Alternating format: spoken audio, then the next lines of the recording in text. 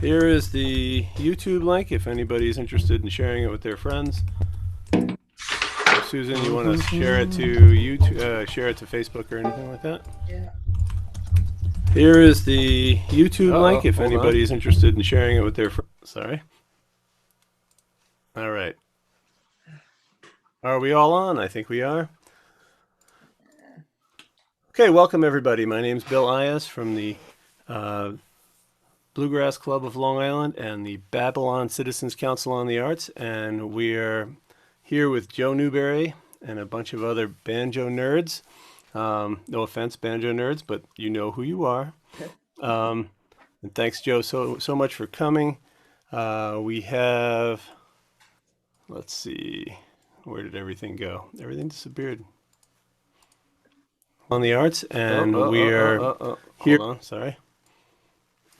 Technical difficulties. Alrighty. So I'm going to start off by sharing my screen, and we're going to have a piece fly around my pretty little miss, and it's something in Newberry. And hey, Bill. Yeah. You might want to mute everybody because it's gonna. I think it might start a little. Yeah. Maybe if everybody could mute themselves, and then I'll do it for you if you want. Oops. Hold on. I muted you, Joe. But look, you can leave yours on. Alrighty. Usually I'm a little smoother at this. Sorry.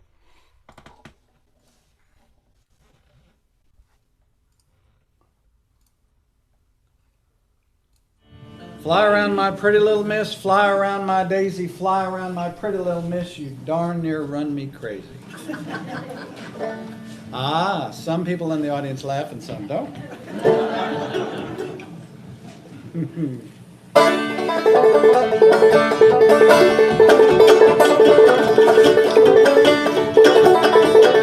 Fly around my...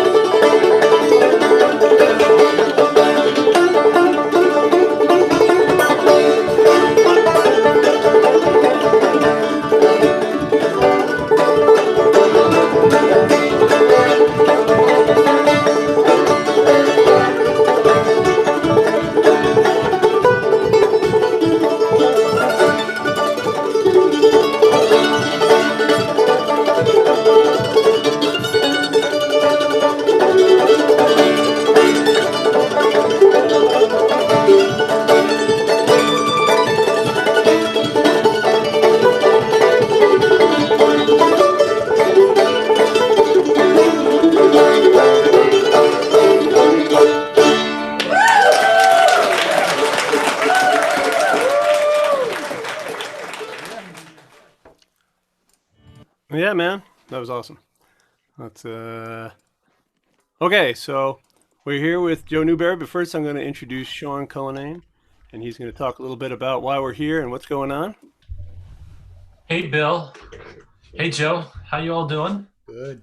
And good to see everybody on with our link tonight. On behalf of the Babylon Citizens Council on the Arts, I just want to say thank you for everybody for participating in the 18th annual Long Island Bluegrass and Roots Festival this year. Of course, it's an unusual year, and we won't get into all that, but we made the best of it, and we put together an outstanding and exciting program. I want to give a particular shout out to Bill Ayas and Chuck Moses for doing all the technical work, making sure all this stuff flows and gets together. I have to thank a few other people, including Bill and Chuck, Susan Christian, Alice Cramini, Liz Mararki, and yours truly for putting together the Bluegrass Committee this year and making sure that everything came together. And just a note out to our major partners, including the County of Suffolk, Suffolk County Legislature, for sponsoring this event, and Town of Babylon, and also our sponsors through the New York State Council on the Arts, and ultimately we have some funding from the National Endowment on the Arts. So we got a broad range of people that help us out and support the Bluegrass Festival program. Susan will tell you a little bit more about Bach in maybe a few minutes, but we just want to say thank you for everybody for being here.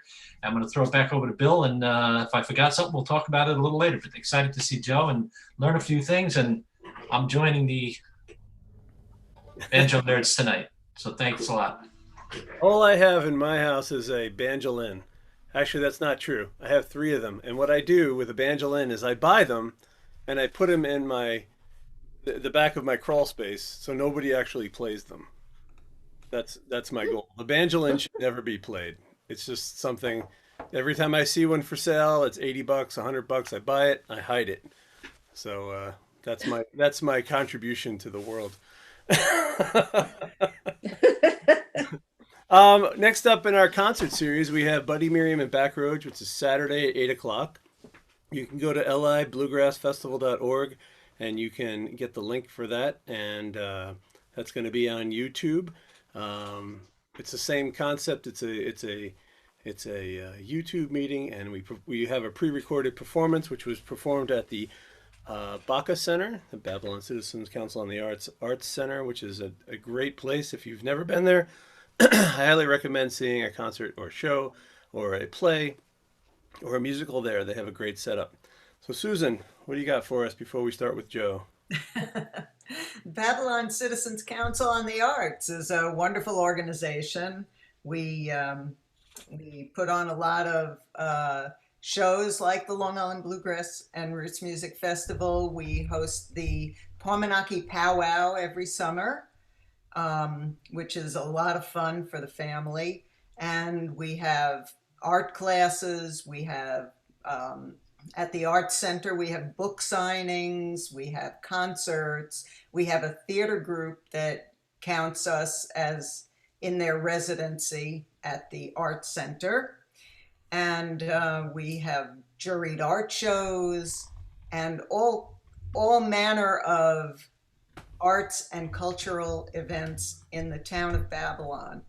The Bluegrass Festival is more than just in the town of Babylon. We host national touring acts and local acts and regional acts. So joining Baca is easy.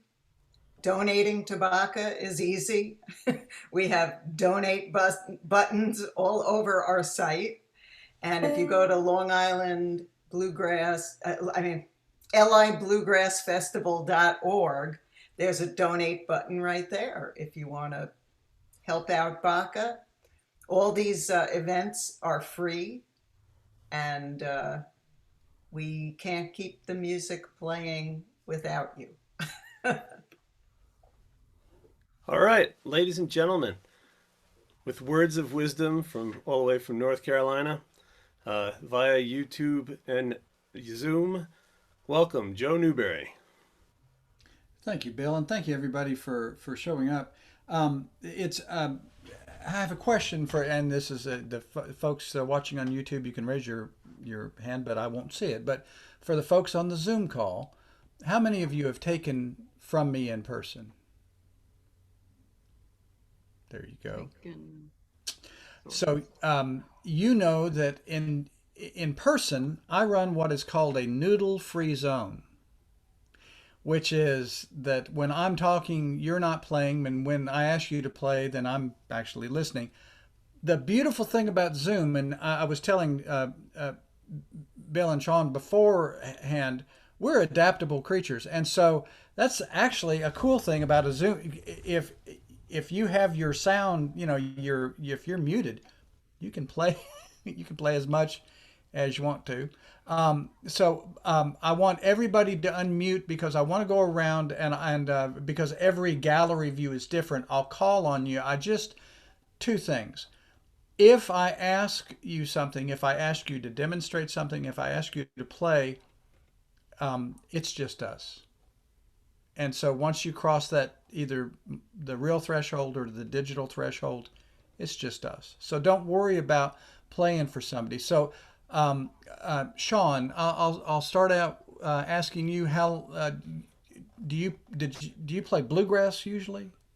No, No. Do you play old time banjo? no. You're a beginner, a novice. I'm a beginner novice. I enjoy the music, and when I saw a banjo for sale, I said, "Let's grab it and try to learn some." So, You're the, my kind of guy. Thank you so for that. I've gotten the banjo chord book, and that's where I'm at. This is awesome. You're going to be doing a lot of muted playing, and so we'll get everybody up and running, and a lot of what I say tonight is going to sound like the adult voices on Peanuts. It's going to like shop wah wah wah wah wah wah banjo wah wah wah wah wah. That's okay. That's it. So we'll get you up and running, and let you practice the claw hammer motion. So. Susan, how long have you been playing? And you got to remember to unmute. You got Sorry. to. There you go. Hi. I guess I've been playing about 6 years or so, but I play a lot of other instruments. So when I picked this up, it was very easy for me to fall into it. However, my background is not in bluegrass, and it's not really in clawhammer, although I've tried that a few times. I play, I guess, what you'd call roots. I play in a band that does a lot of 60s pop, and I play it on the banjo. And Banjo works surprisingly well on a lot of different kinds of music. So hopefully what we can do is give you a couple of tips and techniques to make it even more fun for you to play with the folks you've been playing with. I'm glad you're here. yeah, that's why I was hoping. Cool.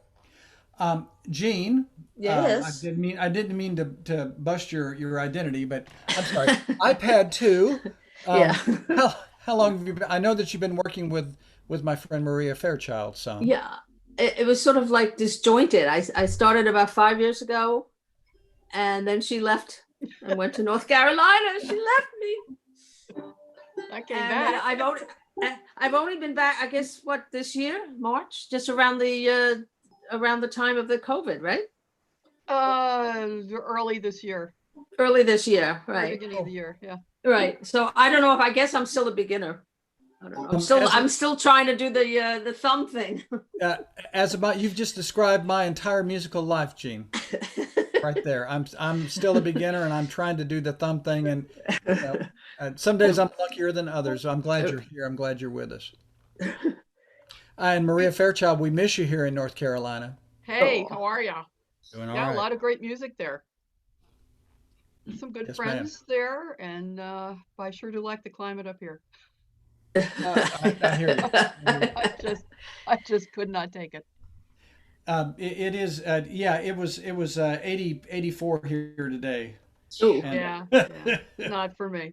Yeah, but I'm honored that you're here, Maria. You're a beautiful player, and Thank you. Just nice. hang, and if you hear anything that I do that you like, you already know it anyway. So, but I'm glad. No, I have a very specific question for you.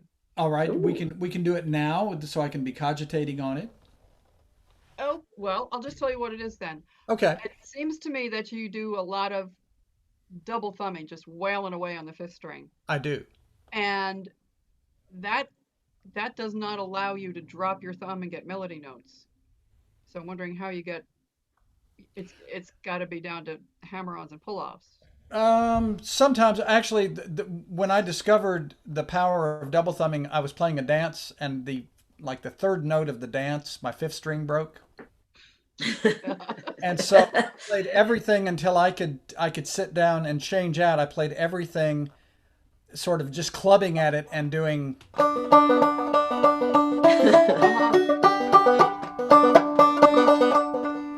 That's how art happens. It's desperation. But we can talk a little bit about that and the double thumbing and the drop thumbing melody notes, but also just keeping the tune percolating along. So I'll be thinking about that. Okay. Hello, Paul Bryant Smith. Hey, Joe. So yeah, I've been playing about 20 years now. Ooh. Not particularly well, but I have fun with it. And I tend to do clawhammer in the folk and in the maritime world. It fits really well, doesn't it? It does. It's beautiful. Yeah, it is. Yeah, it is. It's great. Clawhammer especially is great for accompanying singing. Over the last 25, 30 years, that style of round peak playing, that real notey slidey, it's given the impression that that's the only kind of old time banjo playing, and there's a lot of different kind of old time banjo playing. Kentucky with a two finger style with an up brush. That right around Galax, that all it is rhythm pushing forward, but boy is it exciting. So there's a lot more than just that sort of notey North Carolina stuff, which I love. Don't get me wrong. It's all good. Hello, Donna. Hello, Joe. Hi, everybody. I've been playing for about 9 years, strictly clawhammer. I guess right now I'm trying to take my playing into like melody lines up the neck a little more, and trying to diversify away from the bum ditty all the time. Something different. Cool. Well, we'll have an exercise within the first couple of tunes that'll lead you a little bit away from the bump ditty, and if it freaks you out a little bit, bump ditty's always right there for you. Good. All right. Hey, thanks. I'm glad you're here. It's good to see you. Thank you. Good to see you too. Yes, ma'am. Hey, Bruce. Hi. Forgot to unmute myself. Where do you live, Bruce? I live about a mile from Bill Ayers, so east of Talcott, New York. Cool.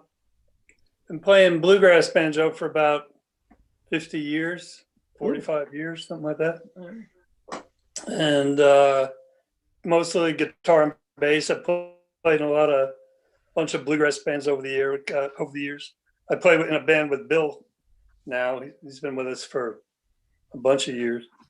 Cool. I played bass in that band, but I've always, kind of noodled with old timey music, but never really have had the time or the effort to put into it. And I'm retired now, so I'm noodling around. I got a banjo that's set up, for old timey playing. I've been trying to play more than just chords and rhythm, but that's something I haven't conquered yet either. Well, I'm glad you said that, because having both styles at your disposal is great. And Ralph Stanley, of course, did in every show Ralph ever did, he would do a clawhammer number or two that his mother, his mother played clawhammer banjo. Yeah, I saw Ralph many times. Yeah, and I've sort of made it my life's work to make sure that folks know that you've got old time music, you've got bluegrass music, folk music, you've got music, and it's all good. It all has worth. I think that we've all, if we can all sort of come a little bit more to the center about the fact that there is worth from both sides, and I've heard a bunch of really unbelievably great old time music. I've also heard a bunch of really not so great. Two things. That sort of parking lot picking it's sort of what people think of often when they think of old time music is sort of rough and you can find high level stuff. I've heard a bunch of bad bluegrass too, and I just saw you smile. So yeah. So but the thing about whether you're playing or there's something cool about being able to play the banjo. Yeah. And and I like the fact that whether somebody like Sean or somebody like Maria, somebody like me who's been playing longer, or somebody who's playing a short amount of time, or Gene, you have as much fun as I do. There's at the end of a tune, when we get done with a tune, when you're in a session, there's a little subtle that happens. And it happens in bluegrass too. Tune gets done and everybody goes. Yeah, right. You kind of bounce in your chair for a minute, and everybody says, "What a great tune," and that is what I like. That is what I like. So let's do a couple of. I want to double check on Zoom things, just a couple of things, and then I'll play for you, and we'll get into tunes because we've been blah blah blah. I've been blah blah blahing a lot. So if you have not gone up to your top left, and Gene, I know on an iPad it's different, but if you've not gone to your top left and turned on original sound, if you scroll your mouse up there, and there should be like a little, it's a little box, a little rectangle that says turn off original sound. If you click on it and it turns blue, that means original sound is on, because Zoom is configured usually for voice. And if you turn on original sound, then banjo will sound a lot better. If you can't find it, if you can't find turn on original sound, then if that's the worst thing that happens to us tonight, it's going to be all right. So everybody go ahead and mute yourselves, and then I'll play a little something. I'll tell you what I'm playing. All right. I'm going to start out for Sean, because this is what I want you to be working on tonight. And so we'll do a little bit of the old shortening bread, and it's the shortening bread that we grew up with as kids. And so I'm going to start on the 5th fret, 1st string, 2nd fret, and I'm going to do that a few times, and then I'm going to go, which is, yes indeed, 3 Blind Mice. So here's a little bit of shortening bread, and then for folks who've been playing longer, I'll show you a way to put it through a different kind of filter.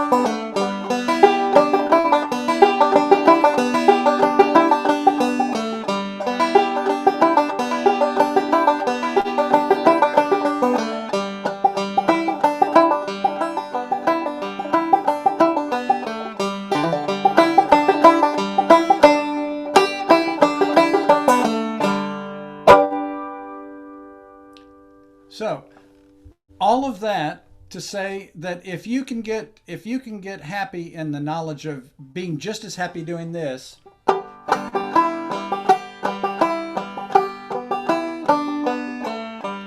as doing this,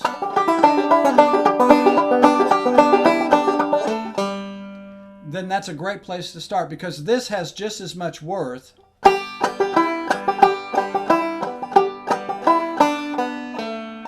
as anything else.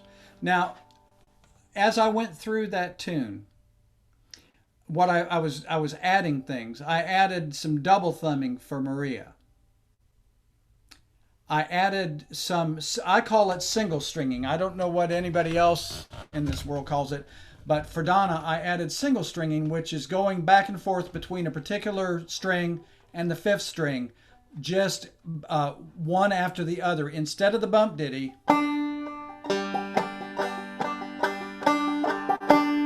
I was doing this.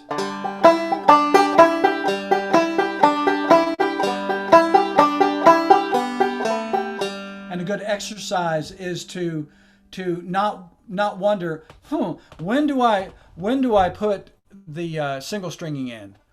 Do I put it in just as a little turnaround? A good exercise is every time you hit a note, you hit a 5th string, so it would sound like in the second part.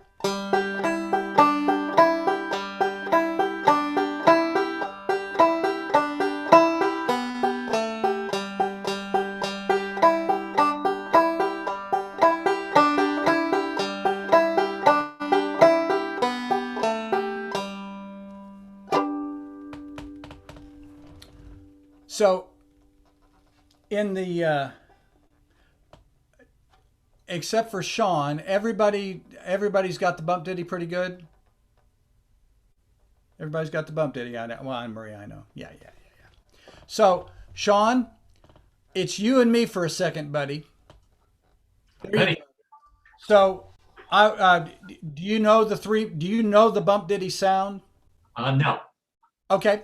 So, this is great because this is my favorite kind of person to teach, and we're going to do it quick because we got other folks here who already know how to do it. So I want you to think of this as a drum. Hold it up and let me see it. That's your drum. That's your stick. It's all it is. It's a stick and a drum. What I want you to do is I want you to think of this so as a single entity, and I want you to hit just like a stick, a club. I want you to hit that first string. It's 5, 4, 3, 2. That string there, that's your first string. I want you to hit that first string, just that string only. Just that one string. That's good. Now I want you to hit that the 3 strings above that and in sequence, and I'll show you first. Hold on. It'd sound like this.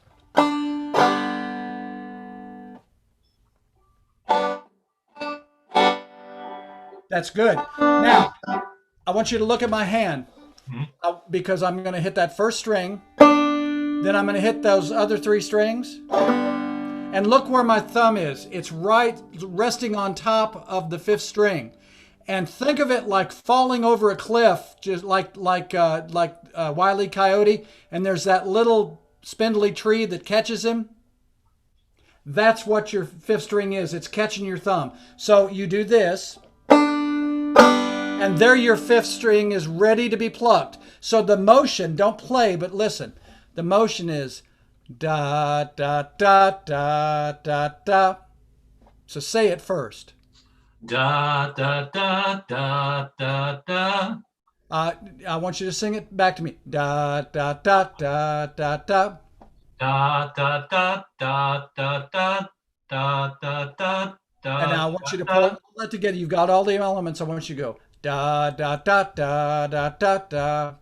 Da da da da da da da da da. That is the sound of your future right there, buddy. That's it right there. And so I want you to do that. I want you to do that for I want you to do it for 5 times. And then I'm going to get you practicing on your clawhammer. But da da da da da da, do that. Da da da da da da da da da da da da da da. All right.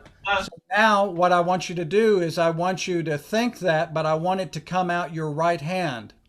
Don't think about it too much. Just play it.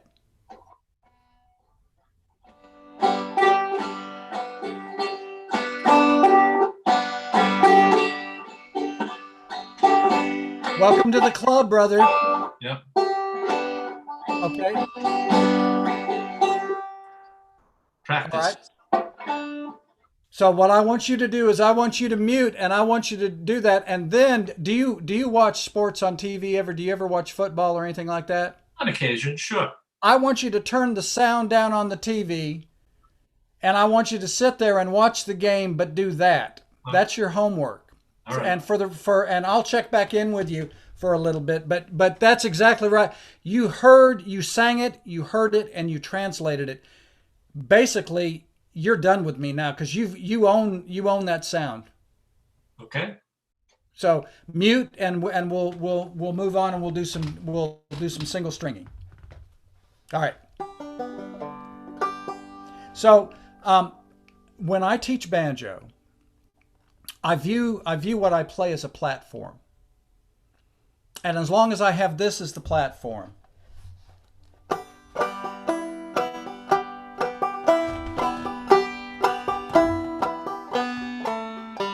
there's my platform. That's the bass. But what I can do is I can add to that. So the first time through, I would do just that clawhammer motion.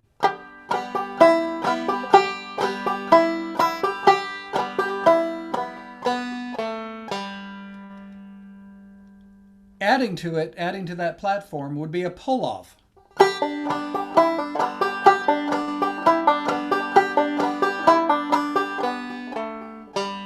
If everybody is muted, let's try that. 2, 3, 4.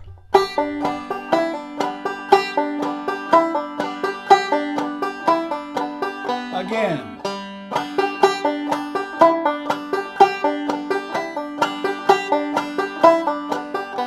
Nine more times.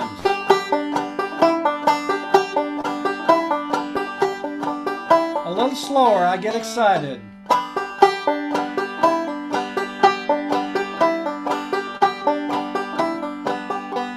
Two more.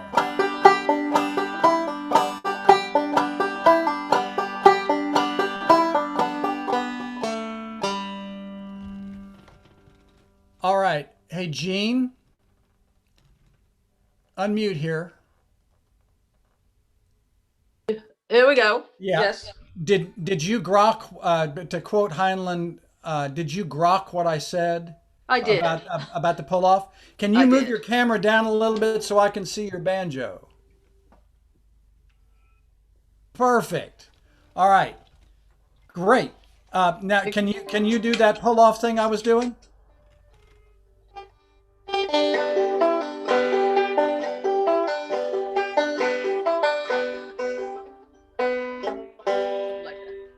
Do it one more time.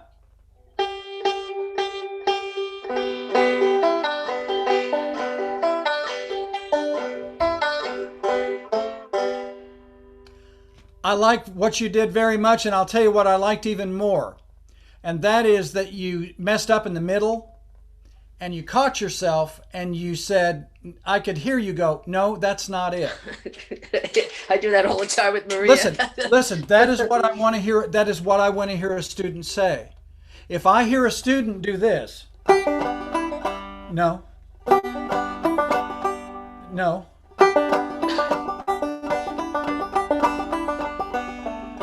then I know that it's in your head and you know where you're supposed to be. And ultimately, I mean, I like being here with you, but ultimately, if you can hear that in your head, then that's where learning takes place. And whether there's somebody teaching in front of you or not, you're going to get it. Thanks. So cool. Yep. Thank you. Yes, ma'am. Mute now. I'm going to go on. I'm going to go on to Bruce. Cool. Does that all make sense? Yeah.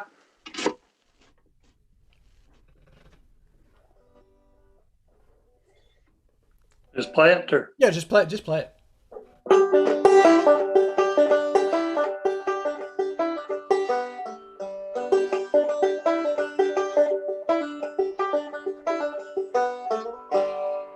I like the slide.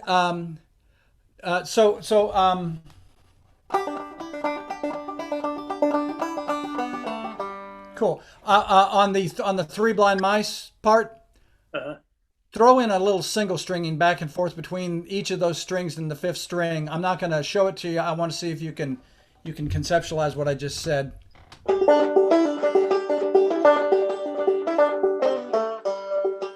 like that? Do it again. Yes. Yeah, but I like what you did.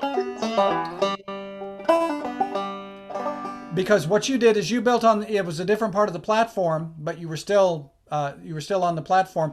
All of this stuff is where you're fitting in time and space. And if you do something that fits in that time and space, I'm cool with you in experimenting with that, because that's how you become your own player. So that was great. Yeah, I'm trying not to,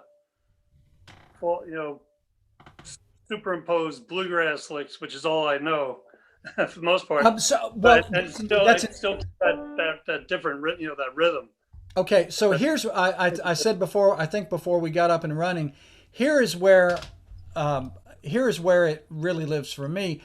Go ahead and play it the way and throw something bluegrassy in, and let me, because I might steal something. Just don't think about it too much. Just try something.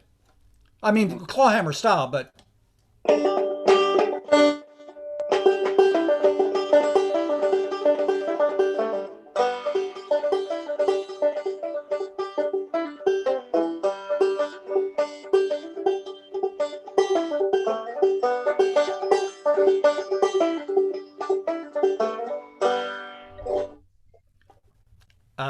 I'll steal that anytime, and that's how it works. Can I say something? Yes, of course, Maria. I played for several years with Bill Ayas and George and Julie Canova, and our band was called the Long Island Bluegrass Quartet. And there I am playing clawhammer, but I'm bluegrassing it up. Because Yeah. You know, Yeah, Maria's great at it because I played a bunch of gigs with Maria. She's yeah, it was great playing with Bruce. well, I was at Mount Airy Fiddlers Convention one time, and I had been on stage in the banjo contest. And I happened to be playing in on the contest, and I was walking back to my camp. There's this freight train, big bluegrass session. I mean, it was howling. There were maybe 30 people there, and I'm walking by, and they're in A as well. They're playing some tune in A or song in A, and there was a guy. He turns around, and he saw I was playing sort of in the back, just playing along, and he had a Winston 100 hanging out of his mouth, and he turned and he said, "Take one, Claw." And so Claw took one, and it worked out okay. So yeah. I mean, really and truly, and I think that over the last few years, there's been more back and forth. Whenever I play a show and there's a bluegrass banjo player, they'll come up often and they'll say, "God, I love what you do," and I'll say, "Well, I love what you do," and that's a good place to be. So. Hey Susan, why don't you give me a little something? Maria, don't forget to mute so Yeah. we don't start the circular. Well, I don't claw hammer, so this is going to be weird. Let's see what I can do here.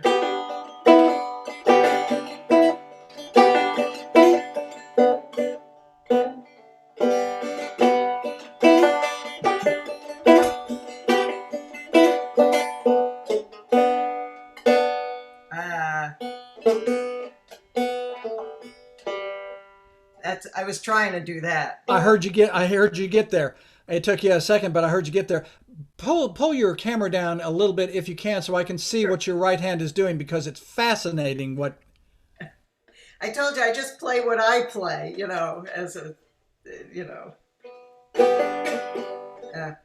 I wear one of these guys. So did Roscoe Holcomb. That's okay.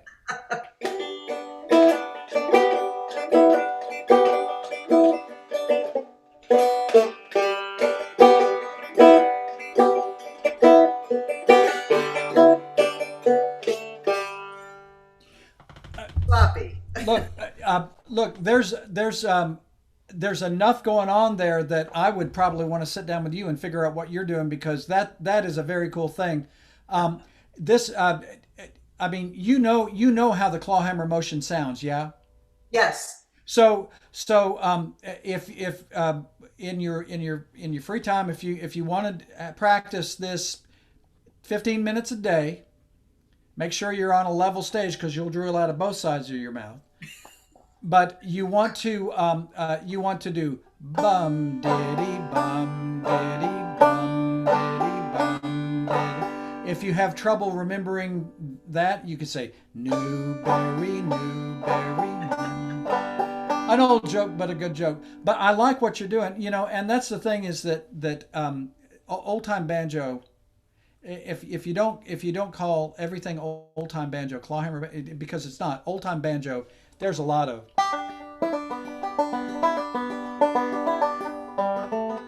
There's lots of thumb lead. And that's what I do a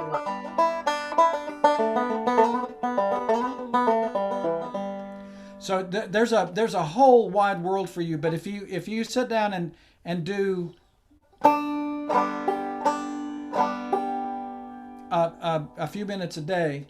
That's the other thing. Do you leave your banjo set up and out, or do you put it in the case? Oh, it's always out. Good. That's because you never know when you might need to sit down and play a little bit. I know. Yeah. Hey, Paul, give me a little something there, Reverend. Oh, gee, now you're outing me to the whole world.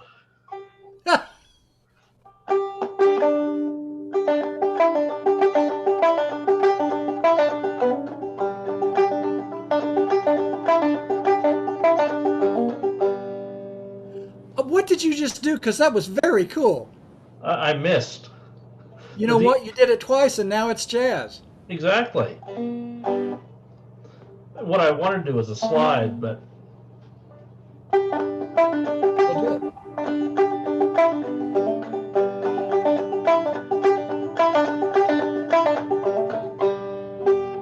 So you're wanting to with a hammer on to just happen. that? What are you doing? It's a little even thing, and sliding up to that matched note.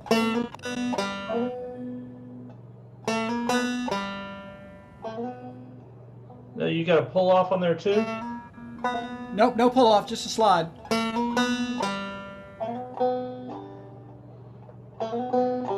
That's it. Okay. All right. So if that is part of our platform, one of the things about playing banjo for me is whatever goes up can come down. So if you're doing this, you can also slide down.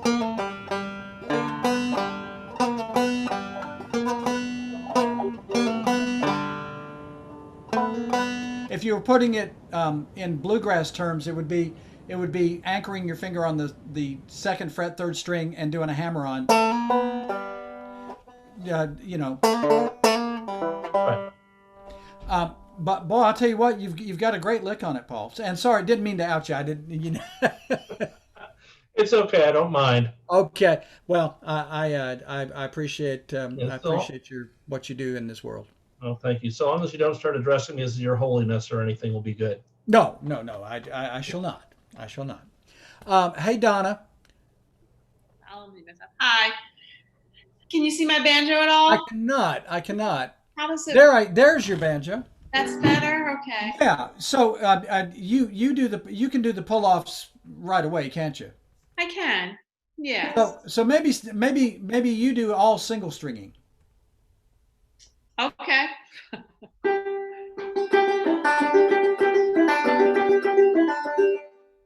I want to do that roll. So. Then do it. Okay. This is how I play.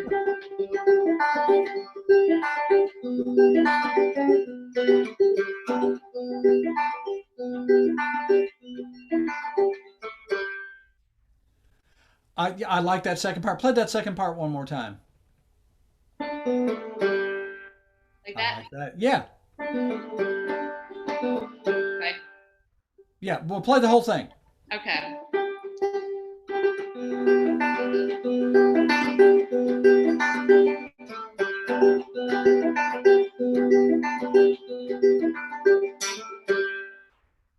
Yay. So I heard you dropping your thumb. So Maria.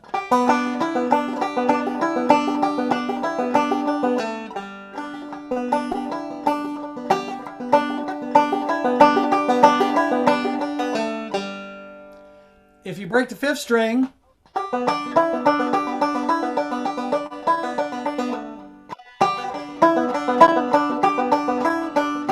see, I give myself these silly little tasks where I think, well, what would happen if I just did everything? So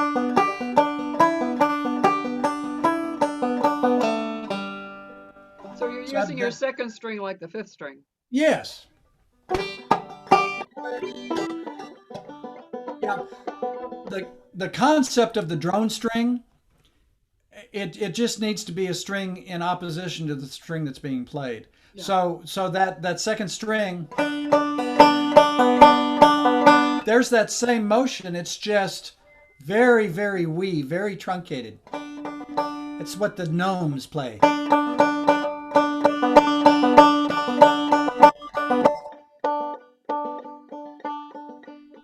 That's it. So a good practice tune for you on that, and you play Billy Cheatham, don't you? Yeah. So a good practice tune is Billy Cheatham, and in the second part, instead of always doing, try it a couple of times.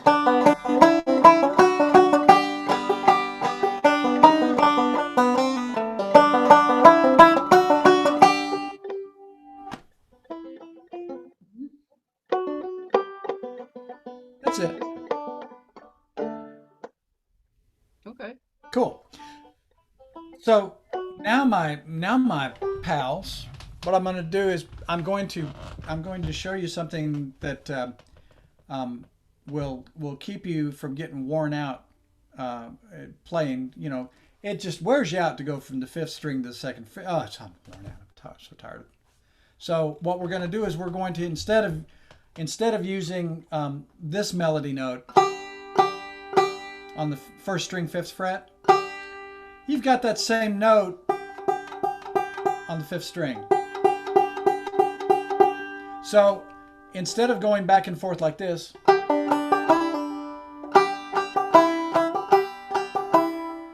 we're gonna do a little Kyle Creed lick, or sometimes they call it a Galax lick.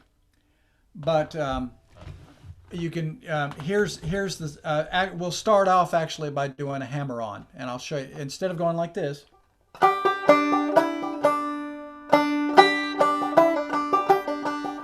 We'll do a hammer on the second fret, first string.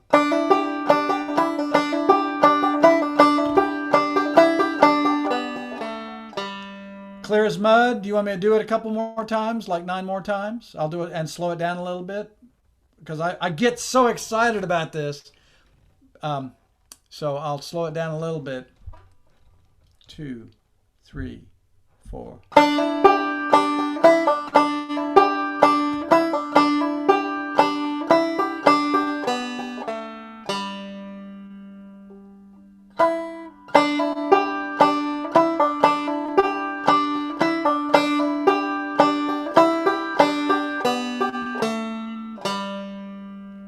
So let's just try that. Is everybody muted? Yes. So we'll do a hammer on. Try just that much. And then a fifth string.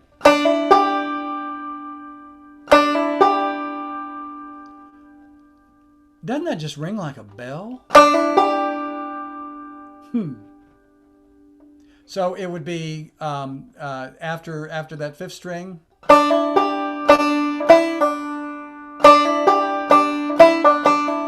So at the end of that phrase, it's a pull-off. Here's your pattern. Try just that much. 3, 4.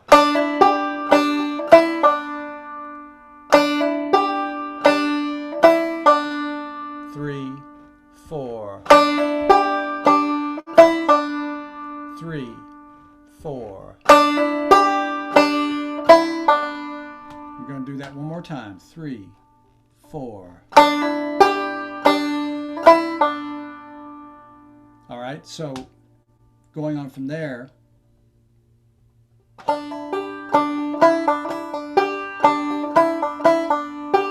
So a couple of quick pull-offs.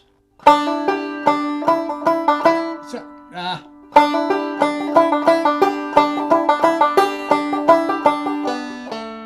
if we want to simplify it a little bit.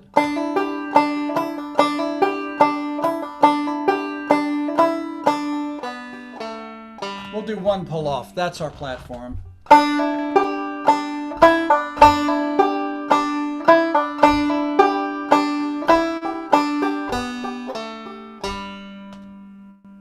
going to play that about 10 times, and then we'll see if anybody wants to give it a try here on the old Zoom call.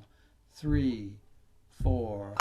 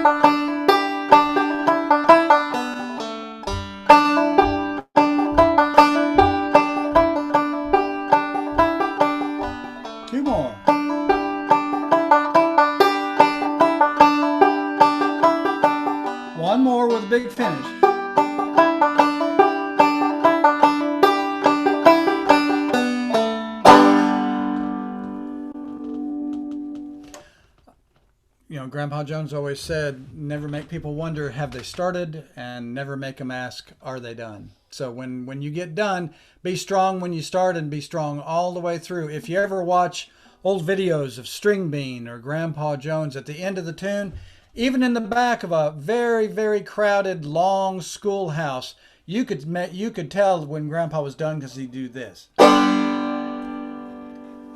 Always a good thing. So, would anybody like to, and you'll have to raise your hand, anybody like to try a little bit of that hammer on? Touch your nose if you do, that way I'll know, or raise your hand, or Paul? Bruce. Bruce, then Paul. Okay.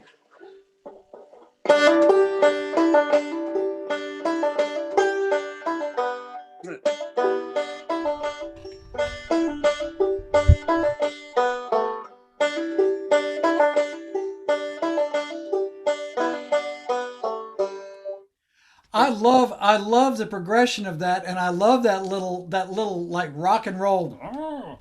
It was great because you pushed all the way through it. Now don't think about it, just do it. Do it one more time. Don't think about it.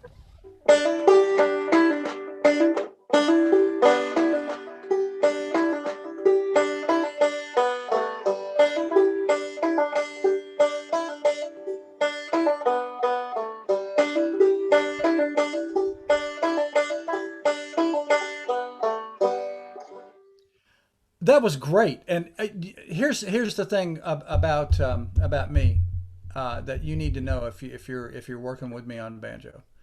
I love to chat, and I'm a friendly guy. When I say something about music, I don't mess around with it. And when I say you sound great, I'm not BSing you. That sounded great. And I'll tell you the other reason why it was great is because in a session, you're not the guy that's going to stop playing. You're going to keep doing it. And it's one of the beauties of this kind of music is it goes back around. If you fall off that pony, you can get right back on. So that was great. No lie. Thank you. You're welcome. One thing I wanted to ask you. You were talking about Bill Cheatham before. I've been using that. Like the last couple of weeks, I finally got around to actually practicing doing this stuff. And it's hard to articulate the down stroke and the thumb stroke to give them the proper weight of, You mean on the double thumbing part? Yeah, double thumbing or even the other parts, especially double thumbing. And do you rotate your hand, or do you just come down, or? I actually stick pretty close to it. I don't rotate or do anything like I. That's pretty much all I do. It's hard even in person, but on Zoom it can be really hard. I used to watch older players. Now I am one, but I used to watch older players, and it's like, what in the hell are they doing? Because this is what clawhammer banjo looked like to me. Yeah. It's very like, economical. Is there some like brush that comes out of their palm, whirring like that? So, but a lot of it is. The first thing is determining that you want to make those notes really even and working toward that. So on that second part of Billy Cheatham,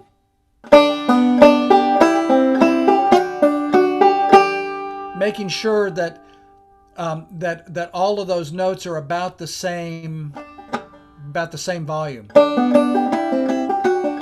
Right. I'm having trouble doing it, or giving them the proper amount of weight. The proper balance. So it's easier for you if you're going to do that. It's easier to start loud. Because what's going to happen is it's going to jump out at you, the loud ones. So why not just make everything loud? And then once you get the motion and your hand knows where to go, then soften it. And that would be a good exercise for you. What I do when I play is I give myself exercises. I make up little exercises. And Yeah. that would be a good one for you. So start off fairly loud.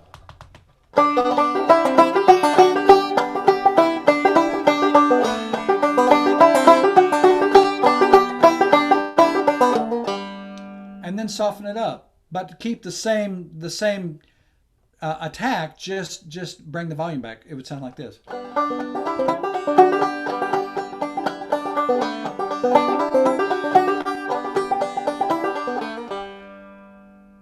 Nice. Cool. All right, Paul, what you got in there?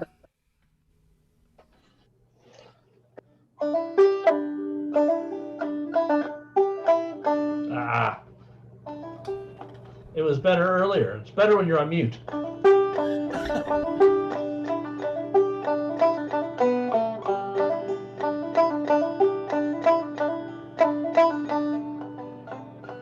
That didn't quite end right.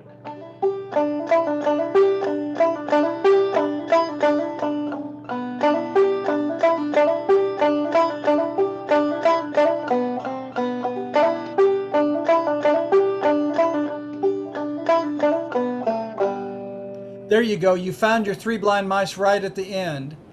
The beauty of this technique, and the reason that I like showing this the second fret, the open notes in the fifth string, is that in a G tune or an A tune, a lot of double D tunes, a lot of music can be found without moving above or below that fret. If you'll notice on this tune, you can play the whole of Shortening Bread.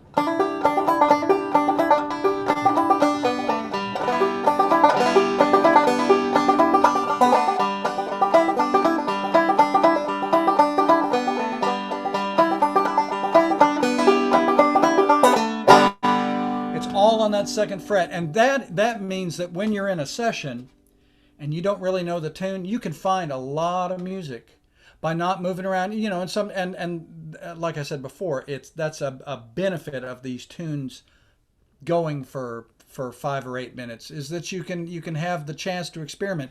But that gets you a big leg up on, just knowing that a lot of those notes, you can play along the chord along. It's like Susan knowing so many chords. You can if you hear the chords and the 1, the 4, and the 5, you can play through almost anything, can't you? So Paul, that sounded great. I want you to play it one more time now that you've actually played it. You've worked through it, and you remembered what we were doing. It always takes that second. For me too, brother. I'm sorry? I said for me too, brother. Yes.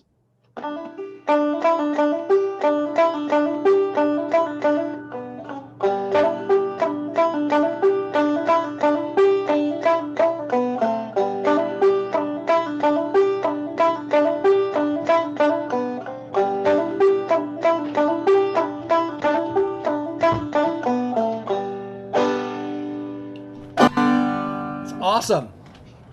That's awesome. Thank you. Hey, Maria. Yes. Put something. Put some of you in this, because I know that a lot of these techniques you've been teaching for years. But put something in. Put something maybe like a little Kyle Creed lick or something, or a Galax lick. You know how the only way I've done these Galax licks before is with a drawn out brush like.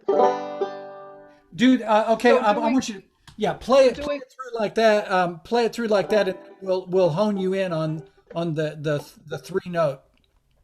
So, well, the way you just taught us is different for me, so and I like that too. It's Okay. It's like then I'm happy to hear that too. like yeah. Yeah. So how did this go?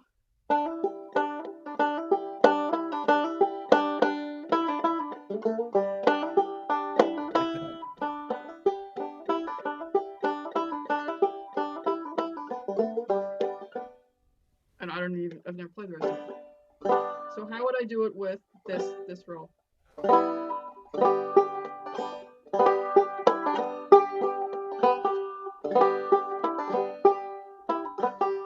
Can't do it 3 times in a row. Unless I leave out something before it.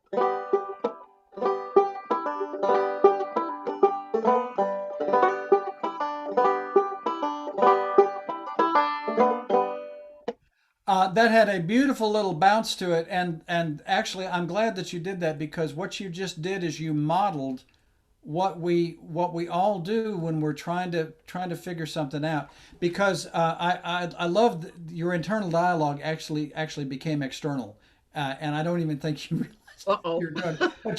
But you were like, okay, so I do that, and then I have to go up like. So if you're going to do that slide and not do all on the second fret, go ahead and give full measure when you're doing the slide, and use that fifth string as what's saving you from going off the cliff. So and take your time doing the slide up like this.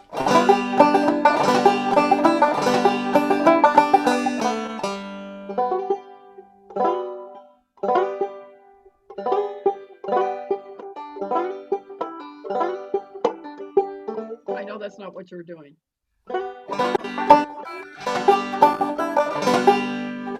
Yeah.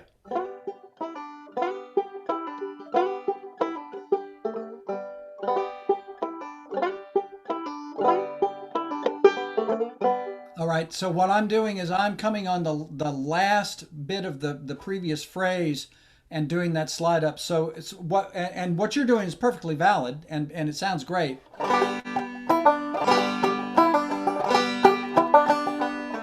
But I'm coming on the end of that previous phrase and then doing a slide up, so it would be this.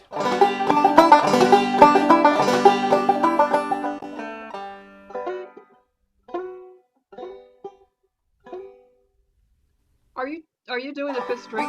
I know what you're doing. I'm hitting an open first string, so it sounds like this.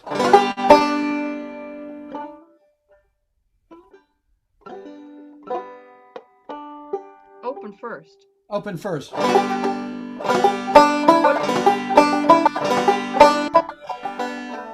Yeah. What are you sliding up on? Which string you're sliding up on? First string. Oh.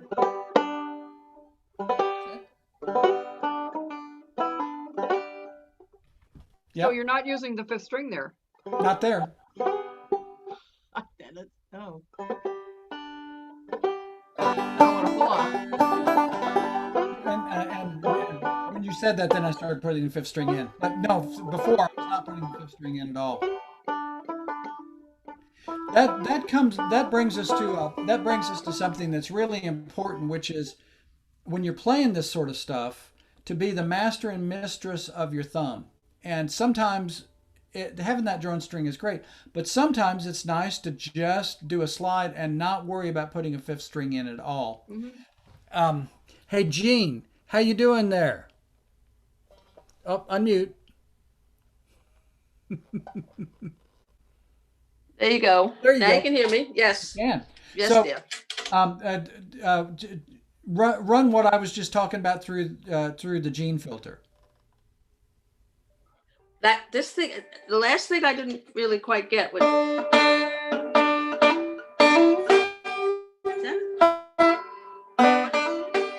That's it. That's it. And then that's all I can get. Okay, where do I go? All right, so here's the way to find out that little brushy thing. Here's the note that you want to get to, and if you consider this the platform, it would be this.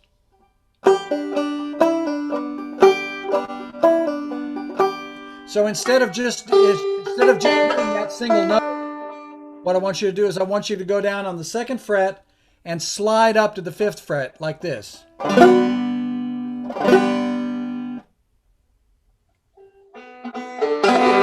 That's it. Do it again. Yes.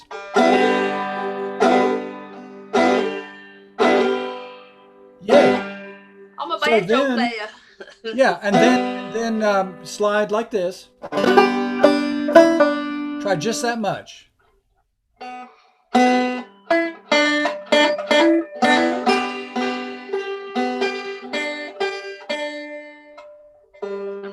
next. And then you're going back down to the second fret. That's it.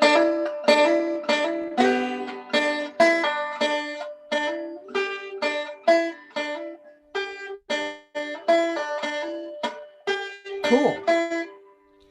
Now you know that at the end of what we do tonight, I will record everything we've done, so you can go back to the YouTube and you can look at everything we've done. So that leads me to, including our mistakes. it leads me to something that y'all need to know, which is adults are really bad about feeling this way. We want to be perfect at something right away. And if we're not, like I've had students literally say, damn it, I've been trying this for 3 minutes. It is okay to not be perfect. Navajo weavers will intentionally leave a mistake in their blanket because the only thing perfect, they say, is God. So there's always a mistake there, and that's very humbling. But don't worry about whether something's perfect right away. We're very hard on ourselves, and I find teaching children are not scared of much of anything. They might not sound very good. They might, but they are not much afraid of anything, and they'll reach for those stars. Adults, we have these tapes, and I don't know where these tapes are from, our childhood or our friends or just things that we've made up on our own. But don't listen to those tapes. Just go ahead and keep on trying. And it doesn't have to be perfect. It took me probably 3 or 4 months to learn how to do the clawhammer motion. I could not get it. And so when I teach a regular class, I always hope that there's a left-handed banjo player in it so I can borrow their banjo.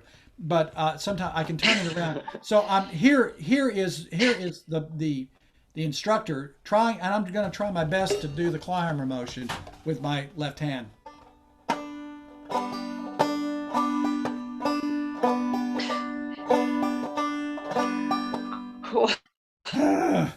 So yeah, I always remember that, and I try hard to not use the word just in anything I do when I teach, as in, oh, just do this, because this is not instinctive. So y'all are doing great.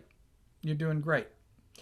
Hey Donna, I'm gonna go ahead and mute Ms. Can I call you 2? iPad 2? Can I call you 2 for short? So you call me 2. Call me 2. I was a twin, so you can call me 2. I was the second of the twin. All right. Ms. Donna. Yes. What's in your head about what you want to play? Because we've probably actually worked on this technique before.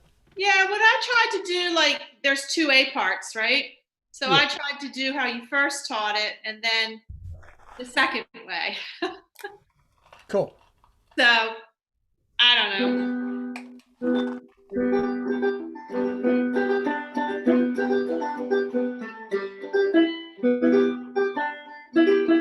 I can't do it now.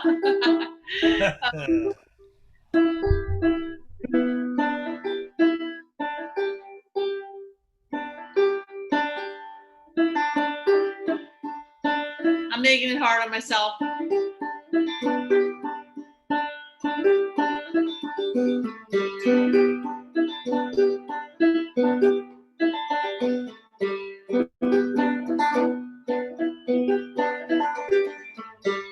So I tried to combine them. Did you see your instructor grin? No, I was watching my hand. Focused. Well, I was smiling because that you're doing exactly. You have such a lovely right hand. Oh, thank you. You really thank you. Yeah, so I was trying to switch it up a little bit. So. Cool. Hey, Sean, I haven't forgotten you. Come back to us, and how's it going? Good. I'm listening and I'm learning. I hope. All right. Let me hear some of that. Let me hear some of that right hand, that claw hammer.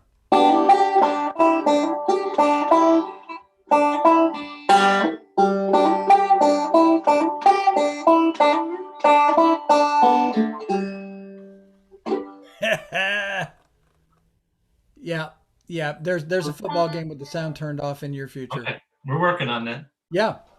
So I'm gonna show you, and that's the thing. These classes, they go so quick, but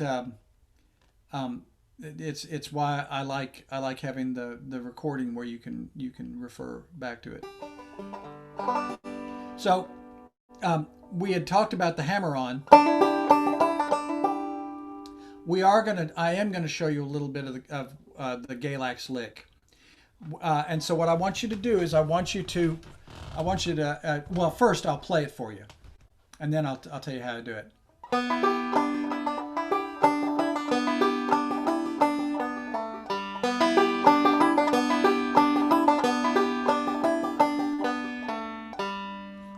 It sounds a lot harder than it is, and the way we do it is we build it a few notes at a time. So I want you to take your index finger, and I want you to anchor that index finger on the first string, second fret.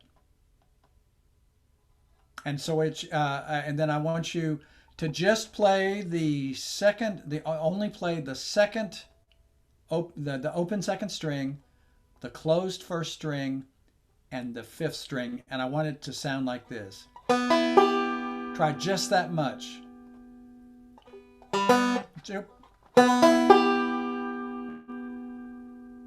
Let it ring. It doesn't have to. But it's open, first, fifth, second, first, fifth.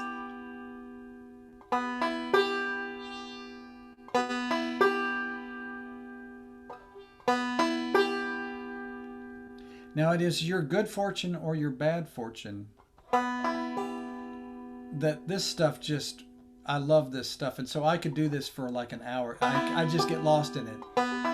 We won't do it for an hour, of course, but so I want you to do these three notes and then the open first string. It would sound like this. Try just that much. 3, 4. Try it again. Try it again. That's good. We're gonna go on and do a pull-off, and so it will sound like this. Try just that much. 3, 4. Try that again. 3, 4. 3, 4. Now we're going to go on and we're going to double that. And let me show you and then we'll do it. 3, 4.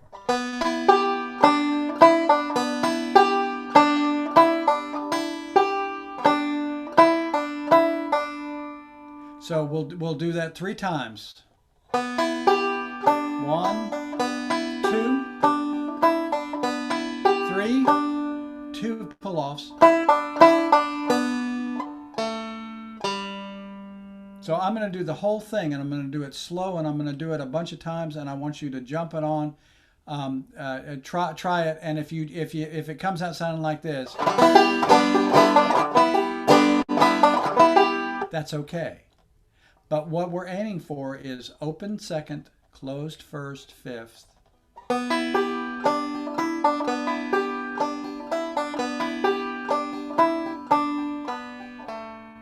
And I'll call it in like this. 1, 2, 3, 4.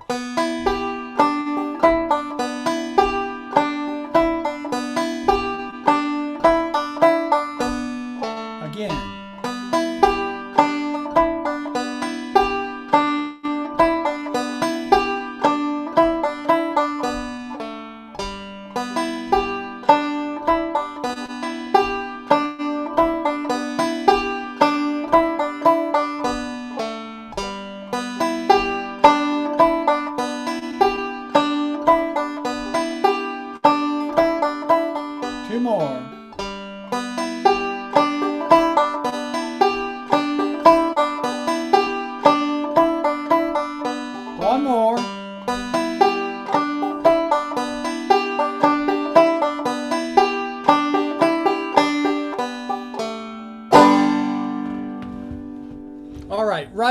right quick, Donna Feldman, just play a little bit for me.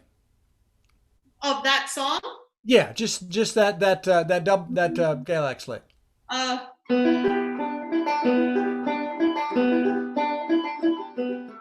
Good, good, you got it. Thank you. Bruce, what through your filter, what would it be? I'm sorry. Run it through the Bruce filter. What would it sound like? I'll try. All right.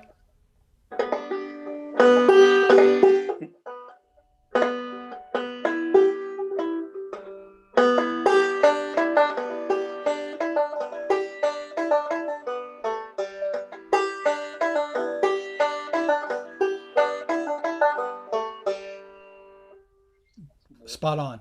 Spot on. A little stumble at the start, you caught yourself, and then you ran the race. Yeah, it's hard to get. It is. It's weird to get it down in there, isn't it? Yeah. And the only thing that's going to improve that is time. And so don't worry about it. Don't. But what I want you to be thinking about on the bluegrass side.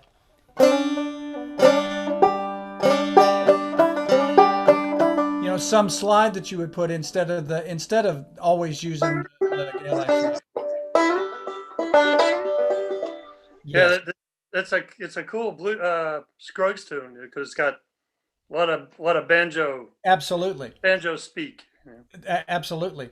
And in the platform, instead of always doing the, you could alternate with a. You can alternate going back and forth. So cool. It's hard getting in time with that.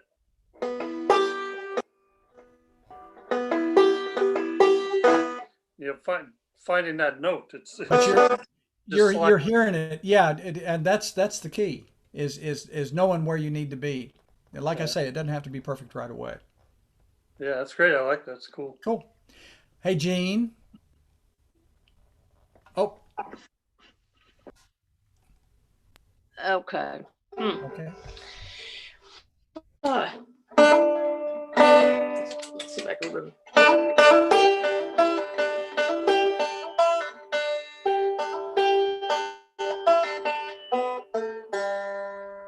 That is a beautiful platform, Gene.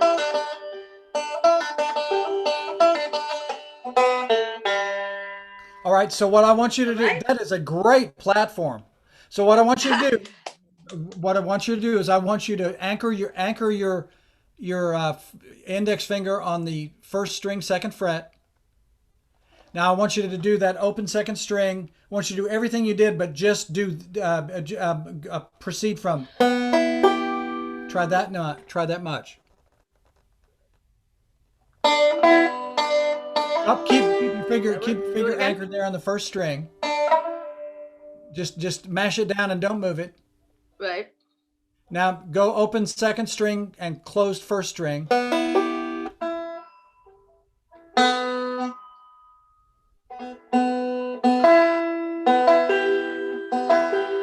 That's it. And so that beautiful platform that you did. Is that it?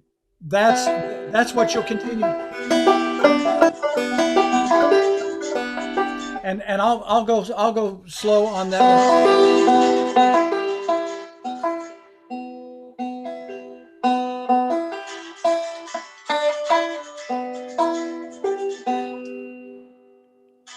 Oh, someone's calling. Sorry. No one can call me tonight. I thought you were jamming out. Can't call me during a banjo lesson. That's it. It's a friend of mine telling me she liked my soup. Well, that makes me want to soup. Beef barley. All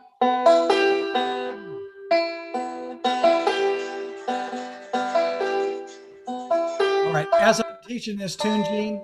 No, leave that there. As I'm teaching this tune, I'm going to show you where you're getting a little balled up. You're doing great. Okay, good. All right. Okay. Okay, Paul. Tell me.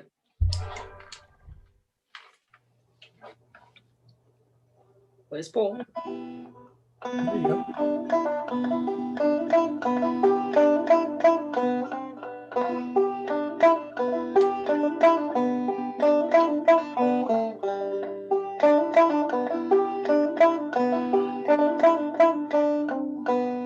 that's not how that's supposed to end. That's it. You caught yourself. It was all on the second fret, but that's great. That's and Bruce was right.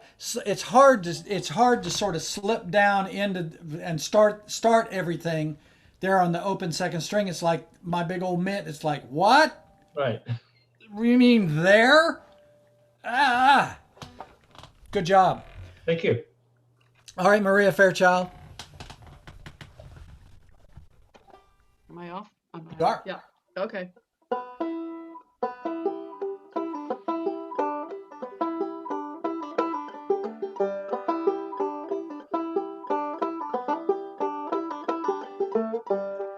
I always thought that's like, you can call that a drag too if you're doing two downstrokes Yes. in a row. It is hard to get the timing exactly right.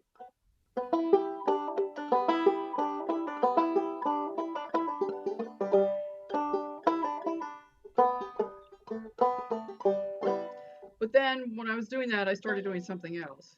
It's still a Galax something or other, I guess. What?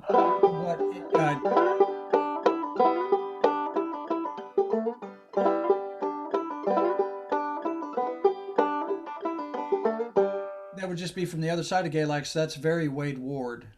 Okay. Yeah. You know, as we've been talking, you know, Kyle Creed was a monster banjo player, a banjo maker as well.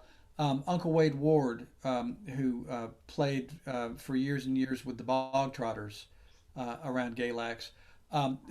Players today, Bill Mansfield is a wonderful, wonderful banjo player who used to live in around Surrey County. Marcia Todd plays that Galax stride where it's not a whole lot of, it's not as notey, but it's so much drive in the right hand that it is literally like the perfect banjo to play with a fiddle. It's so propulsive and so great. So, Susan, give us a little something through your filter, and then I'll record, and then also I'll take a couple of questions before we ring off. The other thing before I forget it, thank you to the Bluegrass Club of Long Island, and thank you for letting me come and be with my new friends and some old friends too, and thank you for all you're doing to get folks playing music and making connections, because this has been a hard time, and I appreciate it from my side more than I can tell you. And I'll be back next week doing guitar and songs and ways to make your guitar your duet partner a little bit, and some tips and techniques to make your guitar playing a little more interesting as you practice and play. So, Susan, what you got over there? Okay.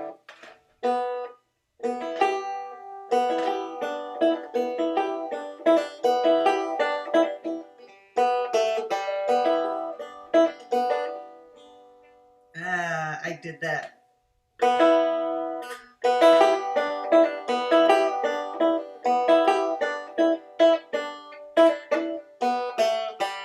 Or something like that. Well, do it one more time, and don't apologize even a little bit, because that was cool as hell. Do it again. Don't think about it, just do it.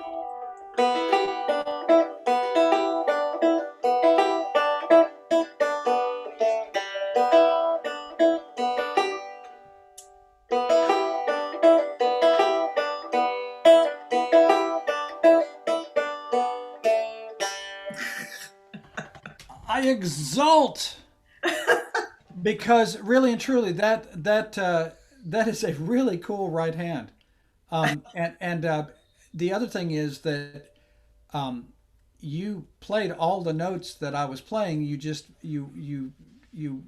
had a different workaround. You know, Doc Watson did not really play clawhammer as much, but it sounded like clawhammer. But when you saw him, he was doing much more picking. And in Western North Carolina and in Eastern North Carolina, 2-finger picking and 3-finger picking. It's why Earl Scruggs became Earl Scruggs, because that was the 2- and 3-finger picking. That's what he heard. Right. I mean, can you imagine the excitement of Earl Scruggs as an 11-year-old figuring out that roll? You know, he did it on Old Reuben, which is a great old it's just an old tune that went on both sides, old time and later bluegrass.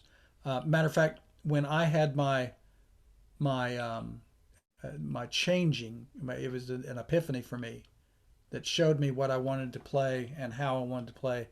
It was when Fred Cochran would play and he would go from fingerpicking Reuben to frailing Reuben. And life as I knew it changed at that very moment. So very cool. Shall I any questions before I record this, Sean?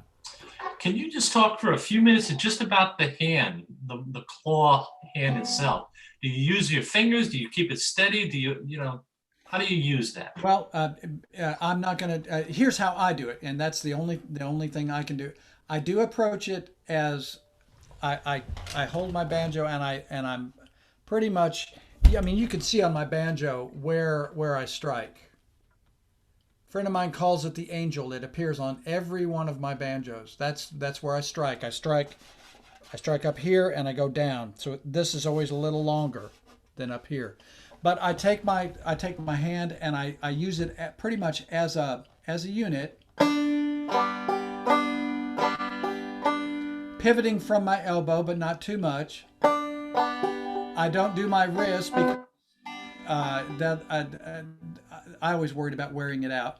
But I that first note, that bum note, some people will say, oh, you should always strike that with your index finger. And some people say, oh, you should always strike, the banjo, that first note and other notes with your middle finger. I can do both. But what I tend to do is I strike my first string solely with my middle finger. I strike the other strings with my index finger. And so it's sort of like a little dance my hand is doing. Interesting. In fact, the only time my first finger ever touches the first string is if I'm doing one of those licks, the Galax licks. That's the only time my index finger touches the first string. But that's me, and I run away, turn and run when somebody says, "Oh, you only do it like that." It all works. We play banjo the way we need to. So that's my soapbox on that. Well, Joe, thank you so much. Do you want to play something out for us? Well, I'll play that tune, and then I'll play something just for my own use. How about that? Sure. All right. Yeah.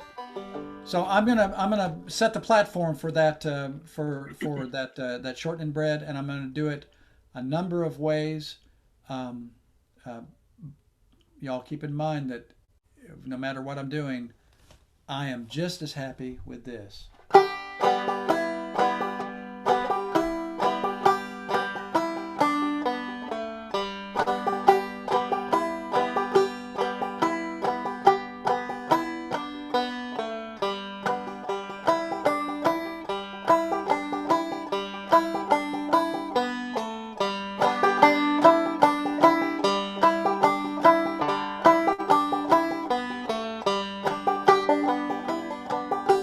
Pull off.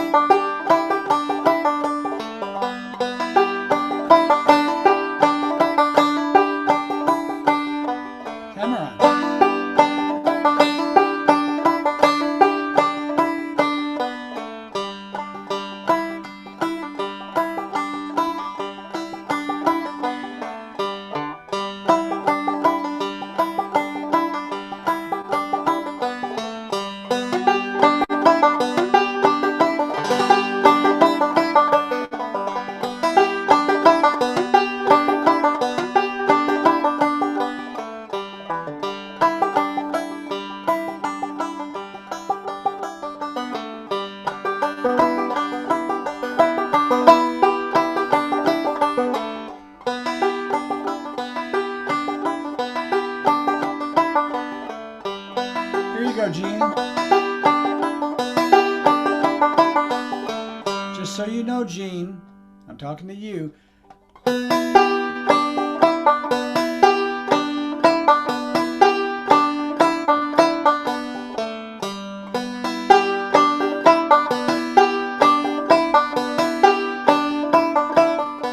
And back.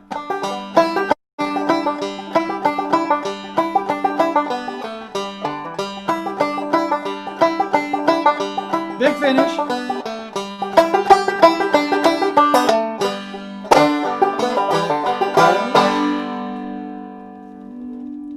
Cool. And I'll play a little bit of Tommy Jarrell's, a little my take on Tommy Jarrell's take on Shortening Bread. It's different but the same. And with that go my thanks. And I'll play that for a couple of times through, and then we'll say goodbye.